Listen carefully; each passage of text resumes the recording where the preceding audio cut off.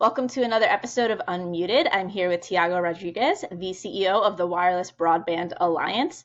We're diving into what truly limits Wi-Fi today and the breakthroughs poised to fix that.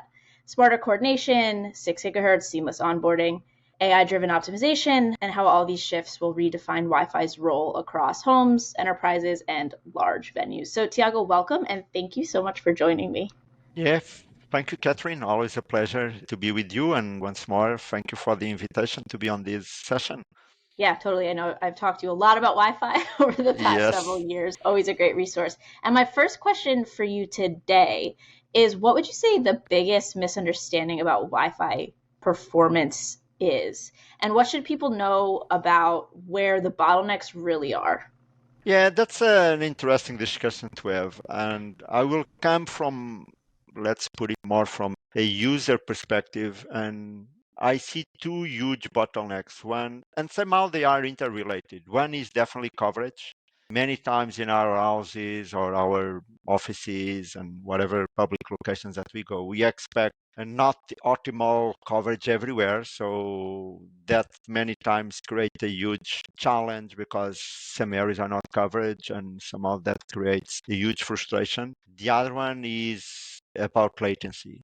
And somehow they are interrelated because if your coverage is not optimal, many times whatever devices you are using, they are always somehow on the edge of the network where they always struggle more. And that creates to all of us as consumers a huge burden, a huge frustration. And that brings to a broader discussion that I think the Wi-Fi industry needs to have, that is when a device should connect or not connect to a specific Wi-Fi network. And that is something that we started already some informal discussions in the Wireless Broadband Alliance between some of our members. But that's, I think, it's a discussion that definitely we need to have it in the future. So we always discuss the example of the parking lot scenario.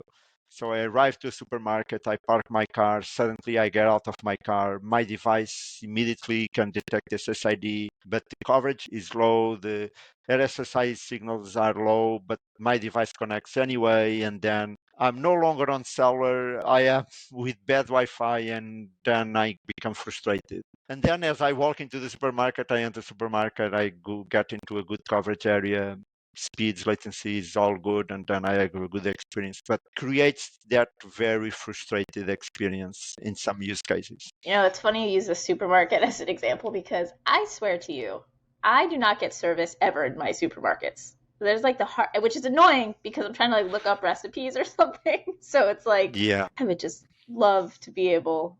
And a lot of supermarkets don't offer Wi-Fi, so it's Yeah, that's funny to bring up. another bottleneck. Sometimes the networks are not dimensioned for the amount of users and devices that Yeah. exist. That's another thing. That's another big discussion as well. Okay, so if those are some of the bottlenecks that we're still dealing with, what new capabilities are emerging, maybe around multi-AP, automated inference management, coordinated scheduling, that kind of thing, that will actually improve like the lived Wi-Fi experience? Yeah, so let's divide it in two broad areas. I think on the residential area, mesh networks, multi-AP extenders under the same umbrella of that mesh network is a huge step forward. It's a very easy way that any of us on our houses, I can, whatever ISP broadband provider that I have, I can either request them a mesh solution or I can go buy to a retail store and bring up to my house a mesh solution. I can bring whatever number of pods I need and I can play with the pods on different divisions and all that. I think that is a gigantic step forward in terms of easy of implementation, easy of setup. That's fantastic and solves a lot one of the bottlenecks that I mentioned before, that is the coverage. So that's a huge improvement. Then more on the enterprise, but of course impacts us a lot as well on the residential, but all the improvements on traffic scheduling that is already coming with Wi-Fi 6 and then optimizing Wi-Fi 6E and 7. It's fantastic capability, the multi-link operation as well, the ability that I can use the multiple links of the spectrum on 2.4, 5, 6 that are available. So somehow optimize the use of the spectrum available.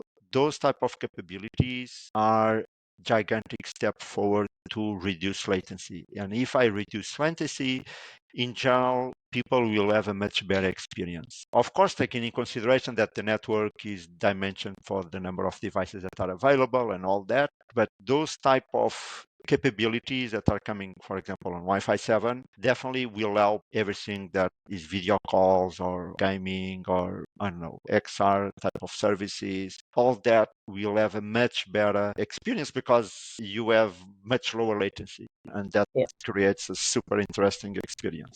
Okay, talk to me a little bit about the 6 gigahertz band.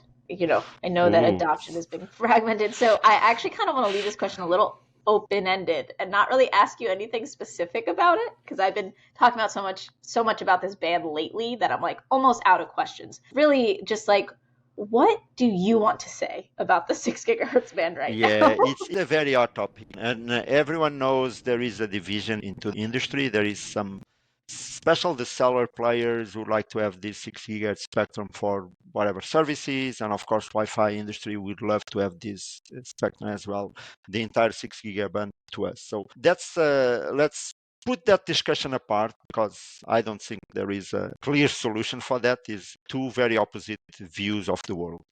What I think 6 gigahertz bring that is super positive. First of all, brings 1200 megahertz of spectrum clean to be used in any house, office, stadium, airport, whatever you want to call it, and can mitigate any type of interferences, can optimize deployment, can avoid bottlenecks in terms of channels. That's a fantastic benefit. And I think Wi-Fi for their evolution needs it. And this is super important because if we look into and I will give my example, if I look to my house 10 years ago, 15 years ago, maybe I had like 4, 5, 6 devices connecting to the Wi-Fi.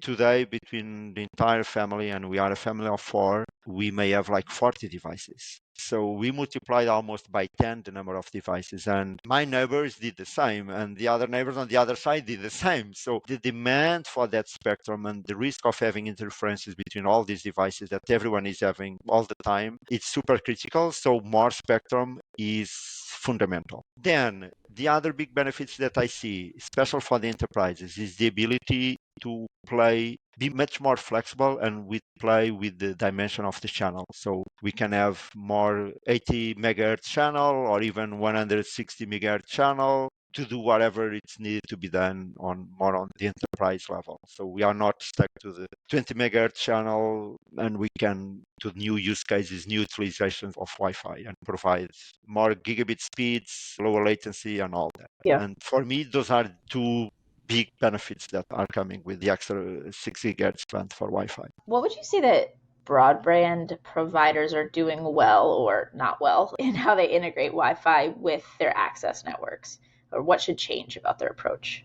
Let me put it this way. I think the majority of the broadband providers, they are investing a lot on Wi-Fi, and they are super keen to provide the best experience as possible. I know that they are working with multiple players. They are concerned all those services that we use, I don't know, WhatsApp, video calls via WhatsApp or Netflix or I don't know, Amazon Prime, whatever it is, they are concerned that they want to provide a good experience on that. One of the bottlenecks that I see and I full understanding is the evolution because majority of the ISPs, broadband providers, they have millions of customers.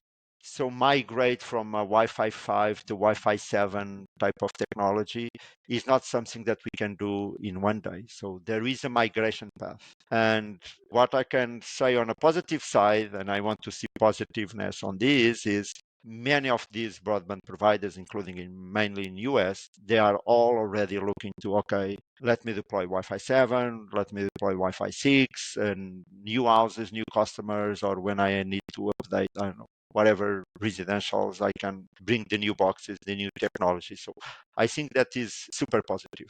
But it's going to take time. It's going to take time as well for the 6 gigahertz standard power for them. They need to test it, but it's coming. It's coming.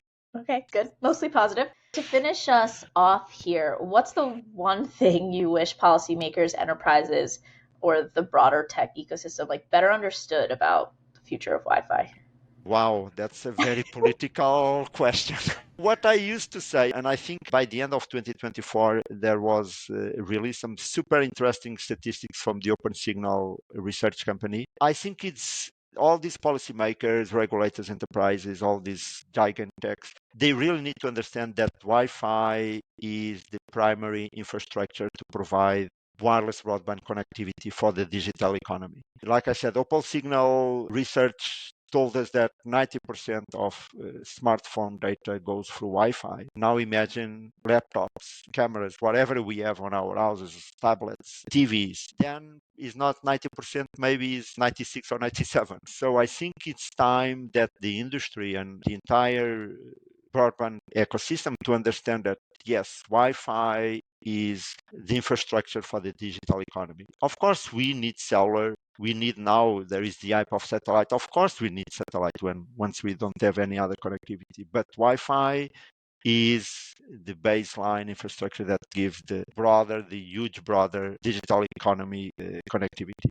So important for them to understand and recognize that and support Yeah, it. there you go. Well, Tiago, thank you so much for this conversation. It's been great. Yeah, thank you so much for the invitation, Catherine, and looking forward for the next one. Yeah, and I'll see everyone next week at another episode of Unmuted. Thank you.